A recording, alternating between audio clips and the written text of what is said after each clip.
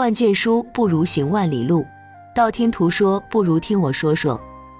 大家好，这里是道听途说，分享不同的故事，希望能给您带来收获。唐洪亮今年25岁，凉州县人。虽然年纪轻轻，但是已经在商界打拼多年，家中在他的影响下也逐渐富足起来。父母见他已到了婚配年纪，于是便给他物色一户人家，这便是他以后的妻子梁飞和。梁飞和家境以前也曾辉煌过，只是几年前家中突遭变故，顶梁柱的父亲也不幸去世，因此家道中落。但是梁飞和长相俊俏，再加上以前受家庭环境的熏陶，在各方面也属于出类拔萃的，因此唐洪亮便相中了他。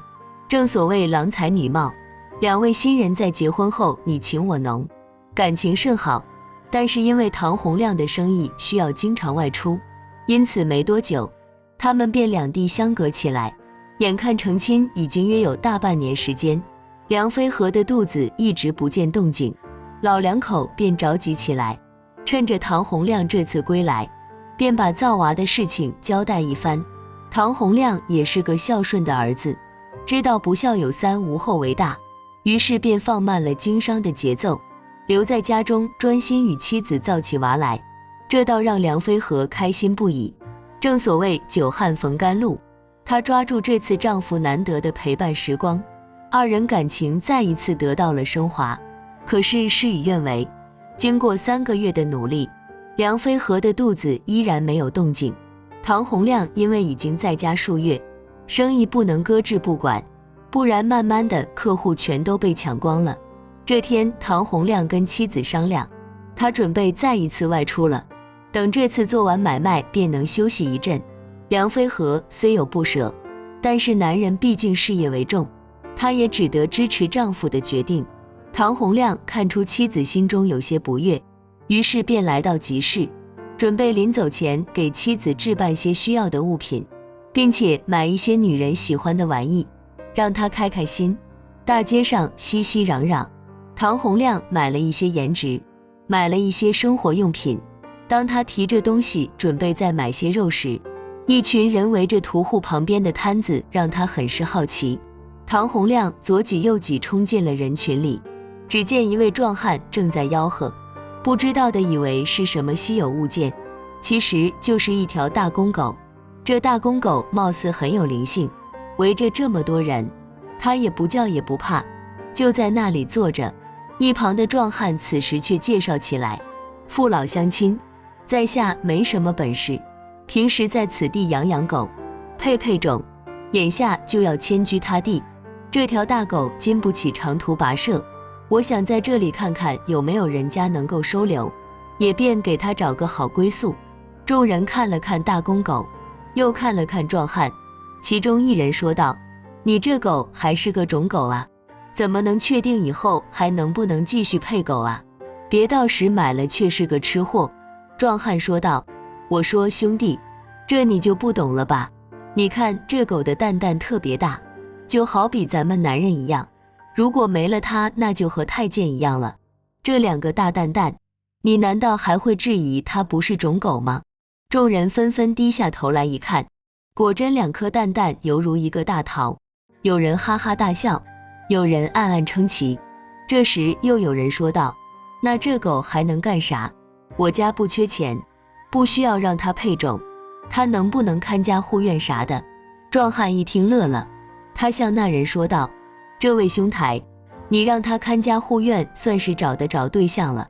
这狗天生机敏，而且略通人性，你看咱们这里如此嘈杂，它依然在这里不叫不馁，就知道我这狗并非寻常的田园犬了吧？那人直接抢着说道，我出1两银子，这狗我要了，要是你吹牛，到时我直接把它宰了吃肉。众人你一言我一语，也纷纷对这狗产生了兴趣。看家护院的狗大家都见过，这种狗还是第一次听说，以后还能赚钱，每个人心里都打起了买下的念头。唐洪亮见这条大公狗临危不惧，又想起自己马上便要外出，这家里没了男人，让妻子一个人在家确实有些不放心，不如买下它，一来给妻子做个伴，二来还能保障妻子的安全。正在众人争先恐后出价的时候，唐洪亮直接喊道：壮士，这狗我要定了，我出100两银子。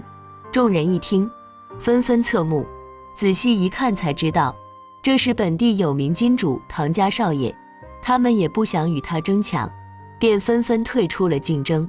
就这样，唐洪亮顺利将大公狗牵走了。要说这狗还真是机敏过人，临走前，壮汉在他耳边还说上几句：以后你的主人就是他了，你跟他走吧之类的。这狗竟然乖乖地跟着唐洪亮回家了，顺道还帮着他驮了些买的物资。唐洪亮牵着大公狗回到家，梁飞和出门迎来，看到大公狗，先是一惊，随即说道：你怎么整了一只大狗回来啊？二人一边交谈一边走进了院内，梁飞和这才知道，原来还有种狗这么一说。他蹲下身，也好奇地看了看大公狗的蛋蛋，用手指弹了一下，笑道：哇，这狗还真是不一般，以后咱们做起贩狗的买卖看来也行了。唐洪亮被梁飞和整得哈哈大笑，说道：你还挺调皮，以后我不在家，这狗就成了咱家的卫士，我在外面做生意也能安心几分。二人说说笑笑便进了屋。这一晚，二人再一次努力一番，毕竟唐洪亮此次外出还不确定到底何时归来。唐洪亮临走前将一封信件交给了妻子，他语重心长地说道：娘子，这次外出是受他人之托，归期尚不得知，这信封里有咱们家所有的积蓄，你务必收好，我此行带着他反而成了累赘，我不在家时，一切就交给你了。梁飞和接过信封，她亲了一口丈夫，随后说道：相公你就放心吧，我定会将家中打理好，公公婆婆那边我也会妥善照顾。唐洪亮与妻子依依不舍的辞别后，便踏上了路程。这次他很是放心，经过这段时间进一步的接触，他觉得妻子不仅外貌出众，打理家中的事务也是井井有条，再加上有条大公狗在，可以说在外面他可以一展宏图了。经过几天的奔波，他来到了与朋友约定之地。那位朋友说好，这里有批物资，因为物主家中遭遇变故，急需出手，如果能够得到此批货物再转手一卖，那他们可就发达了。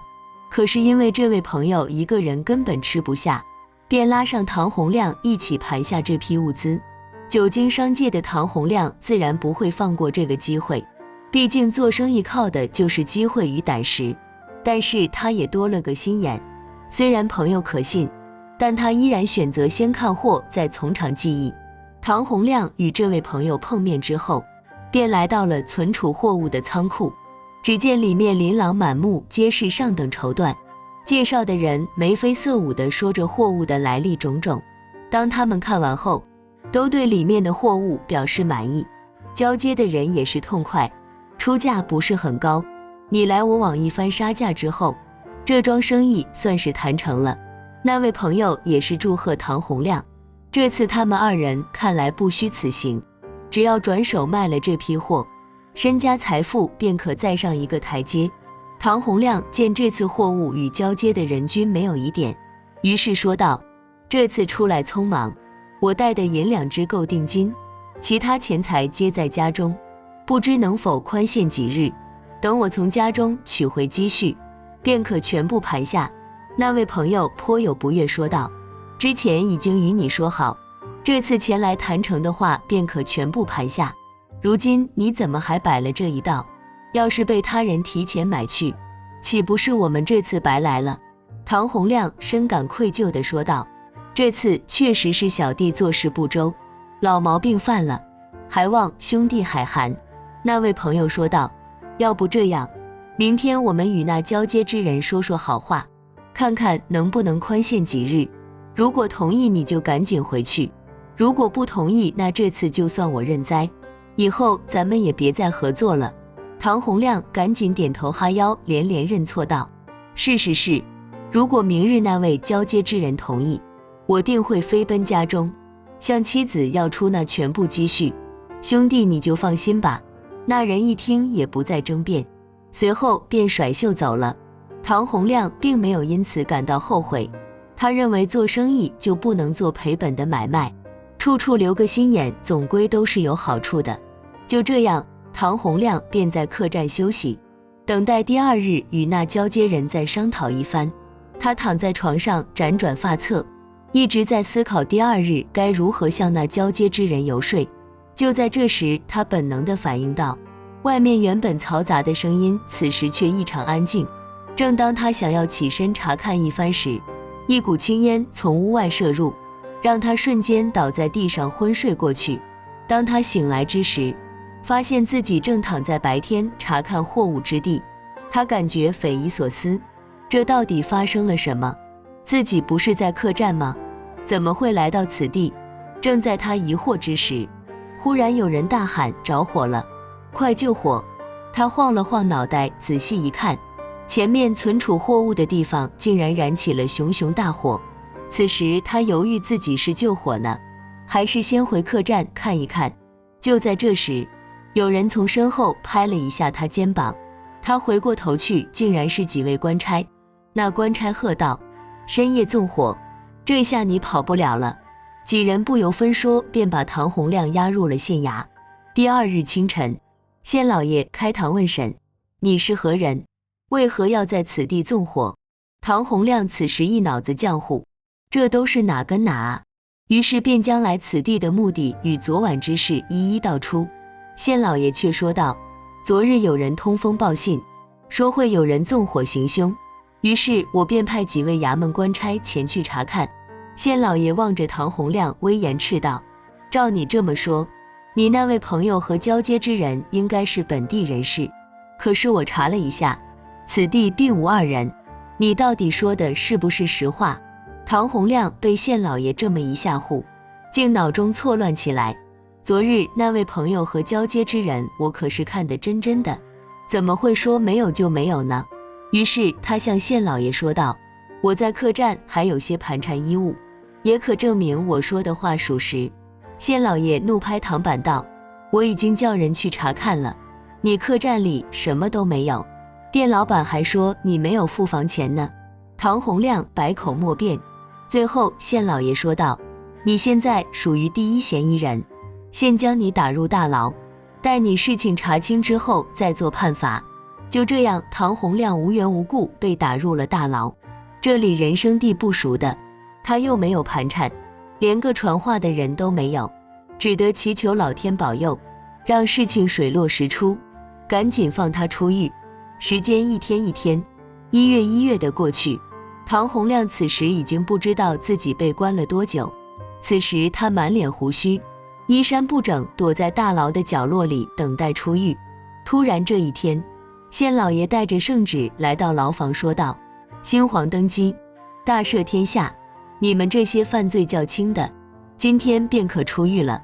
县老爷念完圣旨，便安排牢头将众人的牢房打开，随后便让牢头各自给了些盘缠，让他们出狱回家。唐洪亮先是千恩万谢了县老爷，随后抹了抹眼角的眼泪，便走出了大牢。他看向天空说道：我终于出来了，爹娘娘子，你们等着我，我唐洪亮回来了。说完便急冲冲地向家中赶去。经过几天的长途跋涉，他来到了一处小店，准备吃些东西再继续赶路。待他坐好后，店小二见他穿着邋遢，并且胡子拉碴，很是嫌弃。唐洪亮掏出盘缠，证明自己不是乞丐，有钱付账。小二这才骂骂咧咧地去厨房为他端来一碗面。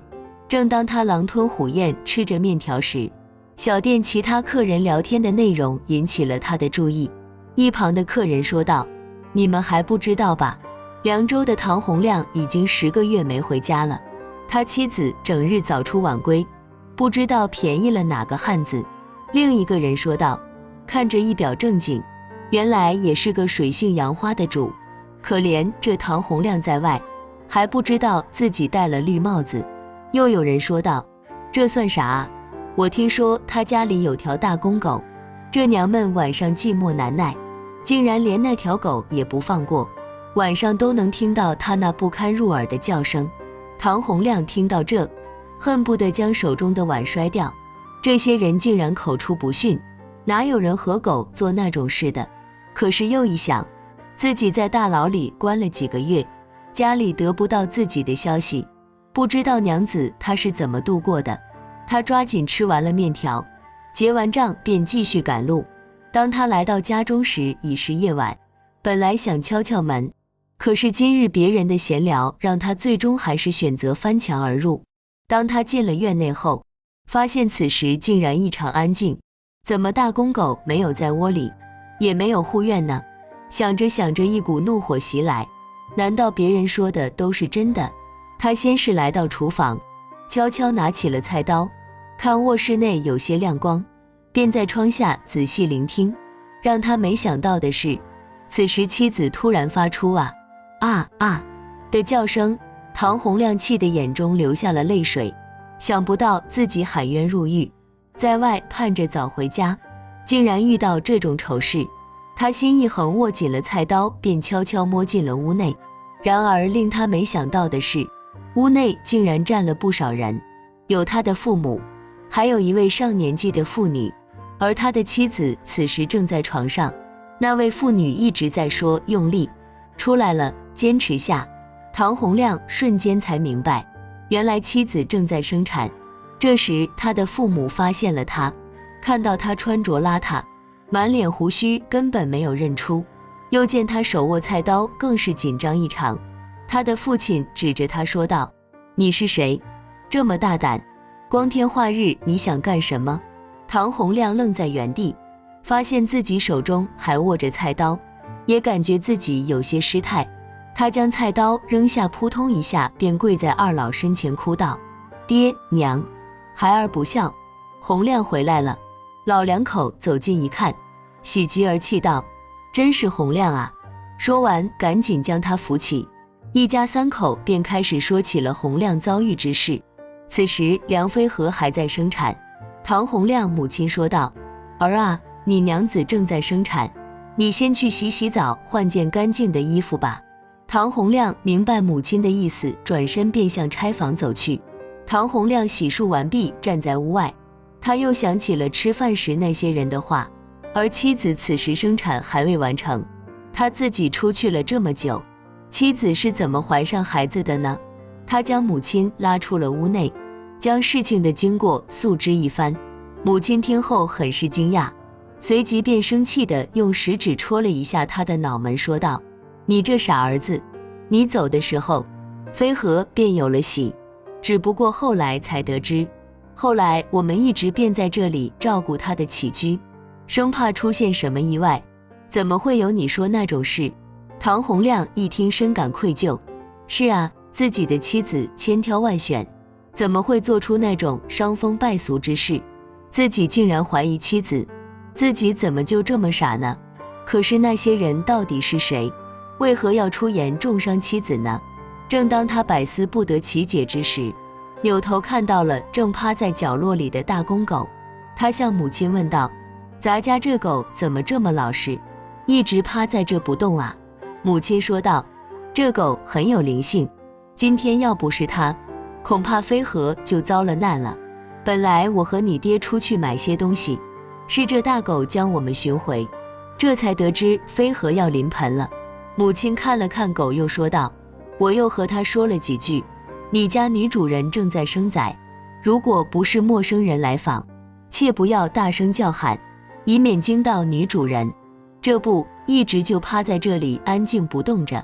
唐洪亮这才恍然大悟，原来这狗早发现了自己，只不过他通过嗅觉认出了自己，所以才没有大声叫喊。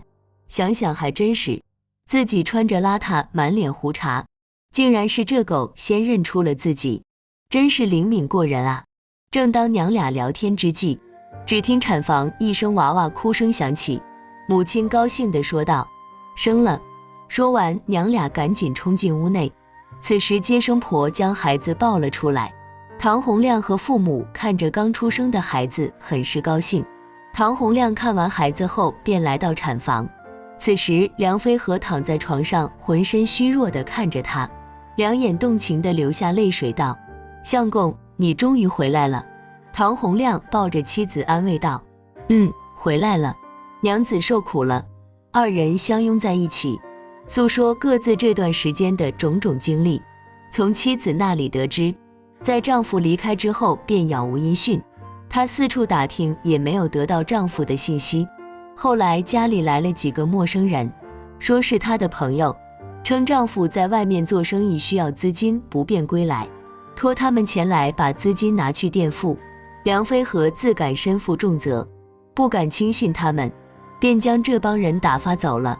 可是丈夫一直未归，她心中有愧，莫不是因为自己没有同意，丈夫遭到了他人的挟持，就这样整日惶恐不安。偶尔晚上也有陌生人前来敲门，幸亏有大狗在家，保全了家中安全。梁飞和从丈夫那里得知她的经历后，明白丈夫此行恐怕是遭了歹人算计，但是这帮人依然不肯罢休，恐怕惦记家产已久。于是她心生一计，叫他第二日便去将大狗假装卖掉，并放出话去自己马上便要外出，看看这帮人会不会露出马脚，只要他们露面便将他们一网打尽。果然晚上唐家异常安静，四个人在院外徘徊很久也不见狗叫，于是壮起胆来翻墙而入。当他们抹黑进了梁飞和的卧室之时，却被里面的官差带了个正着。官差将四人押到院内，这时邻里街坊也都举着火把前来围观。唐洪亮这才发现，这四人中一人便是他那所谓的好友，另一人便是那当日交接之人。而令他没想到的是，还有一人竟然是当日卖给他大公狗的壮汉。